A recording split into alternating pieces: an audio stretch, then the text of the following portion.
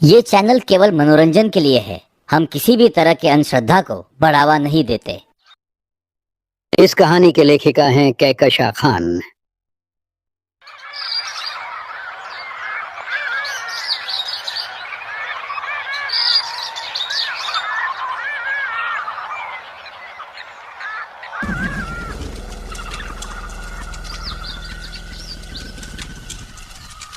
एक औरत दूसरी औरत से हैरान और डरते हुए कहती है, क्या 5 लाशें एक साथ जिंदा हो गई?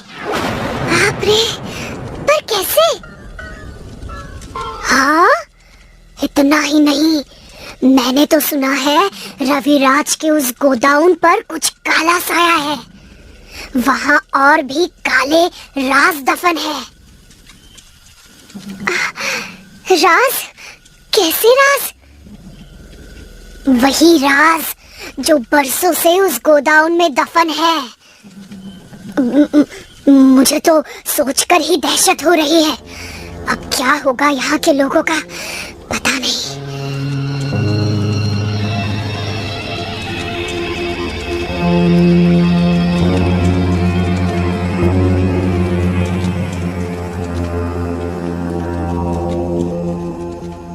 रविराज जो पंच घाटी में रहता था, उसका शहर के आखिरी कोने पर एक गोडाउन था जो जंगल से बिल्कुल मिला हुआ था, जिसमें वो अपना खरीद फरोख्त का सामान रखता था।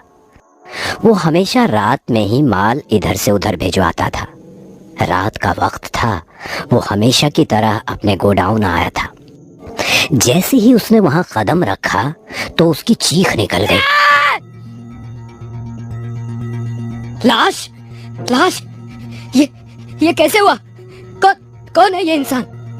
वो लाश वहां बहुत ही बुरी हालत में थी, यहाँ तक कि पहचान में भी नहीं आ रही थी।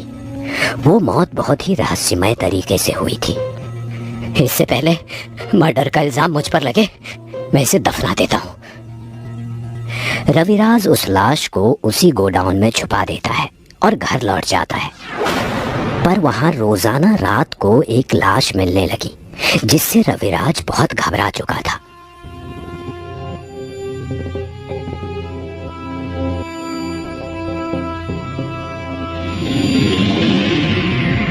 रोज की तरह आज भी वो अपने गोडाउन पे आया तो वहां जो हुआ उसे देखकर उसके होश उड़ गए। उसने वहां कुछ ऐसा देखा कि उसके पांव तले की जमीन ही खिसक गई। किसी तरह उसने सुबह का इंतजार किया और सुबह होते ही वो डिटेक्टिव आर्यन शर्मा के पास पहुंचा। सर मेरी मदद कीजिए। वो मेरा गोडाउन, वहां कुछ तो बहुत गलत हो रहा है। वो चीखें, वो डरावनी आवाजें, वो काले राक्षस की दुनिया। क्या बकवास कर रहे हो? सस्ता नशा करके आए हो क्या? सर मेरा यकीन कीजिए, मैं सच कह रहा हूँ। वहां पर कुछ मौत भी हुई है। आप मेरे साथ चलकर खुद देख लीजिए। वैसे तो मुझे तुम्हारी इन टुच्ची बातों पर भरोसा नहीं है, पर अगर मर्डर हुए हैं तो देखना तो पड़ेगा। आर्यन रविराज के साथ उस गोडाउन पर आता है। रविराज सीधा उसे वहां ले जाता है जहां रविराज ने उन लाशों को छुपाया हुआ था।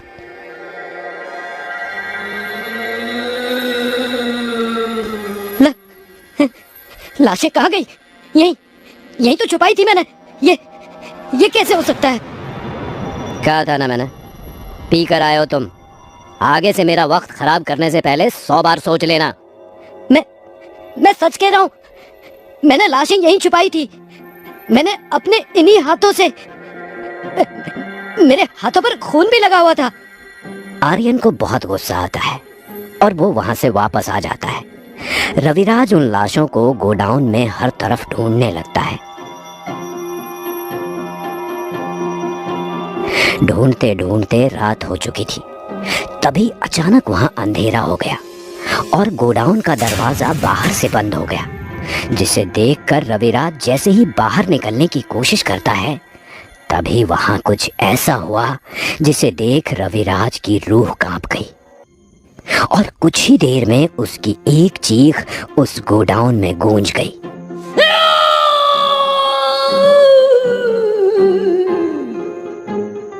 और उस पास के जंगल के सन्नाटे में कहीं गुम हो गई।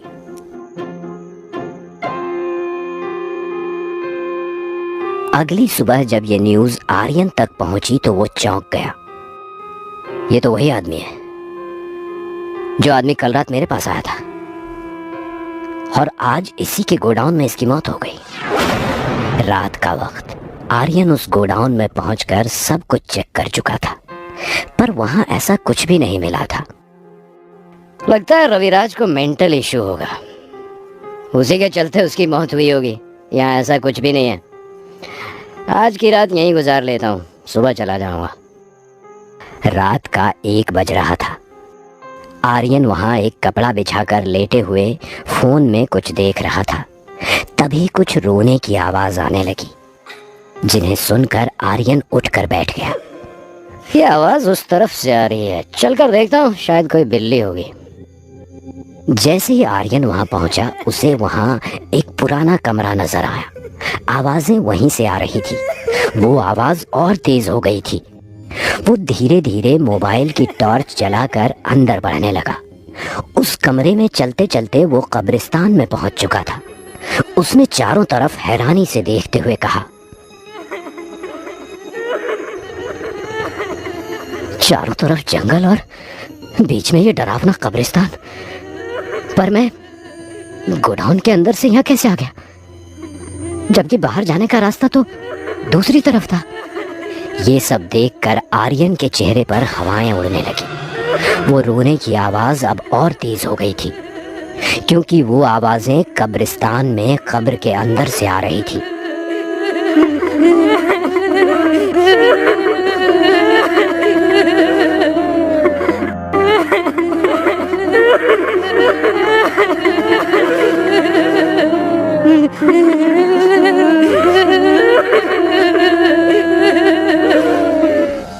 अचानक से 5 कब्रें फट गई और 5 लाशें उनसे बाहर निकल आई। ये देख एक जोरदार चीख आर्यन के मुंह से निकली, और सबसे बड़ा शौक उसे तब लगा जब उन 5 लाशों में एक लाश रविराज की थी। आर्यन डर कर वहां से भागने लगा, और अचानक से उन लाशों के रोने की आवाज डरावनी हंसी में बदल गई।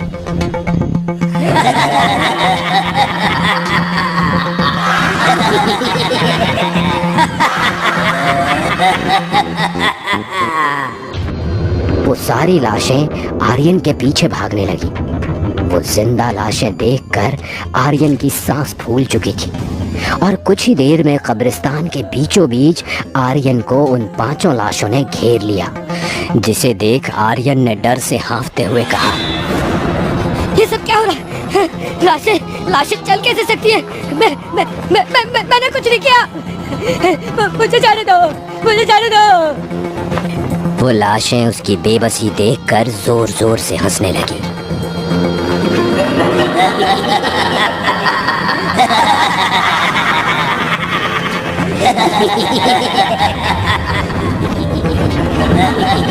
और वो कब्रिस्तान के सन्नाटे में गूंजने लगी। आर्यन को लगा अब वो नहीं बच पाएगा। उसने घबराकर आंखें बंद कर ली और अपने दोनों कानों पर हाथ रख लिया। तभी एक तूफान सा आया और हवाएं तेज हो गई। आर्यन ने देखा कि अब उन लाशों की हंसी रोने में बदल गई थी।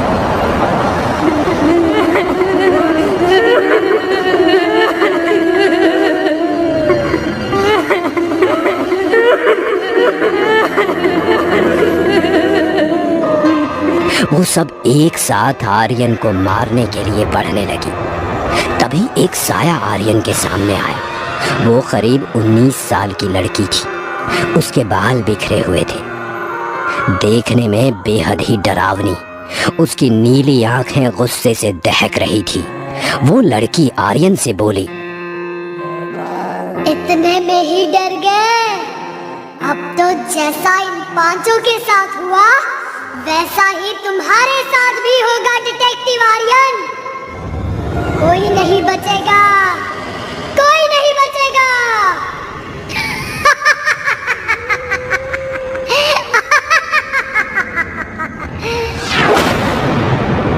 तुम कौन हो और क्या इनकी ये हालत? तुम्हारी वजह से हुई है। रविराज को भी तुम्ही ने मारा ना? इनमें से एक को मैंने मारा है, बाकियों को ये खुद मारते गए। जैसे अभी कल रविराज को इसने मारा।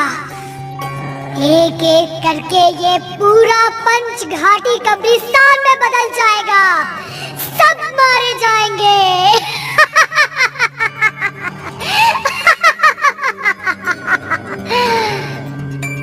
उस चुड़ैल की बात सुनकर आर्यन बहुत घबरा गया।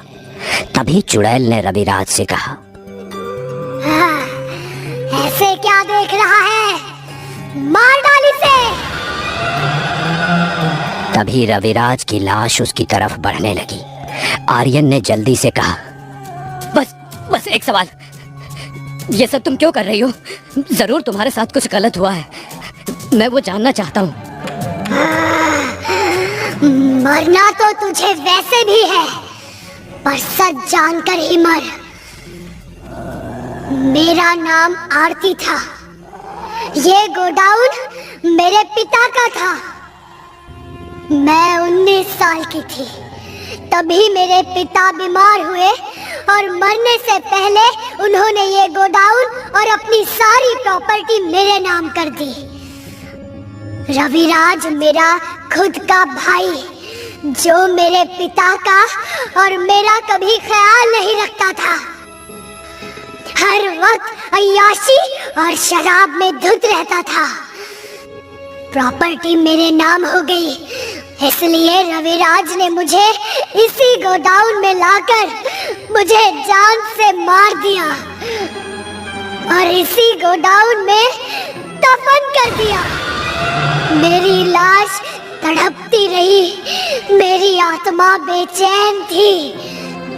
इसलिए मैंने ठान लिया कि ये गोडाउन मैं रविराज या किसी और को कभी नहीं दूंगी। जो भी यहाँ आएगा उसको मारने के बाद भी तड़पाऊंगी। देखो, आजाद होने को आज भी रो रहे हैं, पर मैं किसी को भी नहीं बख्शूंगी।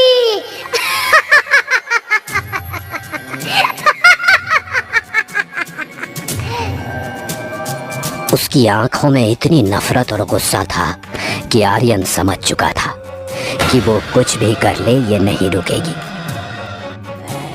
तभी आर्यन को याद आया उसके गले में एक लॉकेट पड़ा था, जो बचपन में एक तांत्रिक बाबा ने उसके पिता के कहने पर पहनाया था। आर्यन ने वो लॉकेट निकाला और उनकी तरफ कर दिया, जिससे वो लोग चीखने लगे।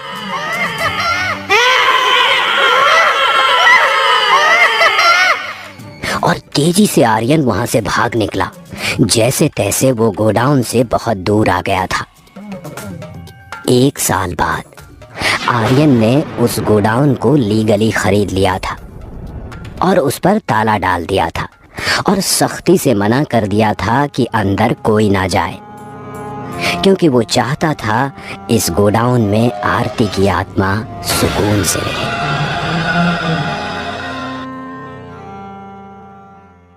तो आप हमें लिखकर नीचे दिए गए मेल आईडी पर भेज सकते हैं और हो सकता है कि हम वो कहानी एनिमेशन के द्वारा आपके सामने लेकर आएंगे।